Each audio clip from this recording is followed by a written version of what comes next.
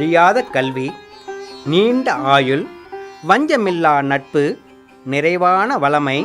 திடமான இளமை, நோயற்ற வாழ்வு, கலங்காத மனம், அன்பான மனைவி, குற்றமில்லா குழந்தைகள், சரியாத புகழ், வாய்மை, இல்லையென்று சொல்லாத உதவி, நீங்காத செல்வம், வளையாத செங்கோல், மகிழ்ச்சியான வாழ்வு, இறை நம்பிக்கை ஆகிய 16 செல்வங்களையும் தந்து